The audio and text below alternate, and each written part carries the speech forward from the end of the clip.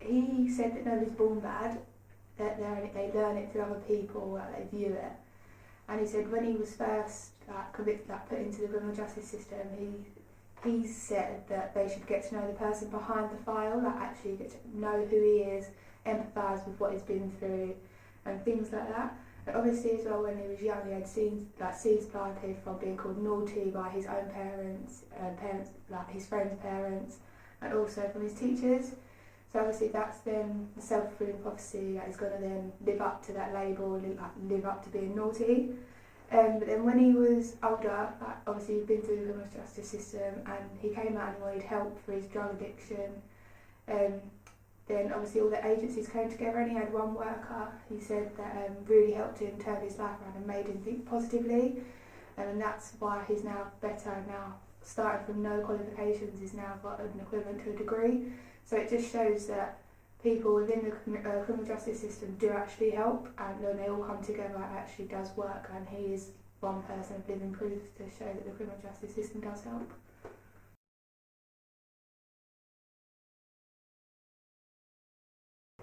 I'd like to be a teacher, so what he said about how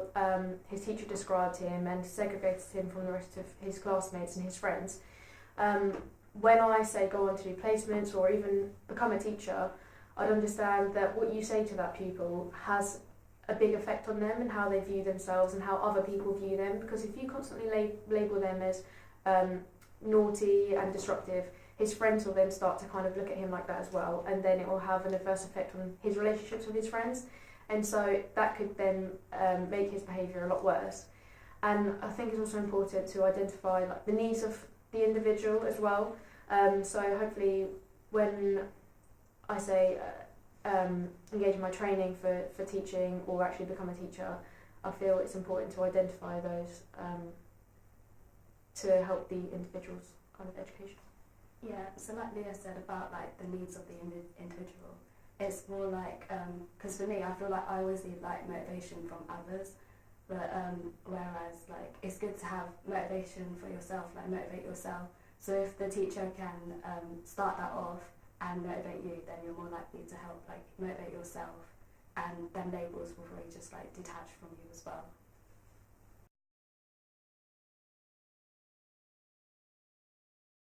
It motivated me to make a difference in the criminal justice system, because I think it starts more with the social worker, with the teacher, as they're the ones that having that first contact with the offender. So if they do give positive vibes to them, then they're more likely to feedback and give positive vibes to everyone else as well, including themselves. I think it also, he emphasised the need for multi-agency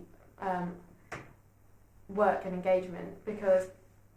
the risks and the needs that an offender has or expresses, they encompass a whole range of different things. And so to be the most effective, I feel that it requires kind of help from all different agencies.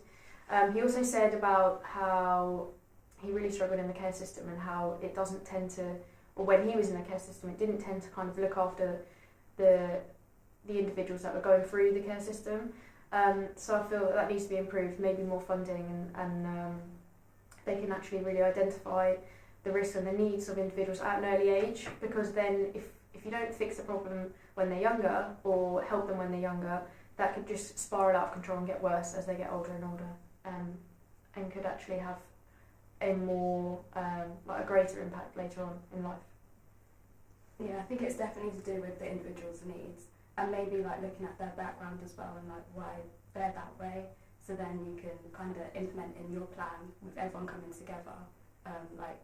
what they need to focus on the most, but still keeping with the multidisciplinary approach. I think to understand the offender, you also need to kind of empathise for them as well, and understand, like Tony said, the background and why they actually might behave the way they do. So just be more appreciative of them rather than label them and cast them out as deviant and then just put them through the criminal justice system.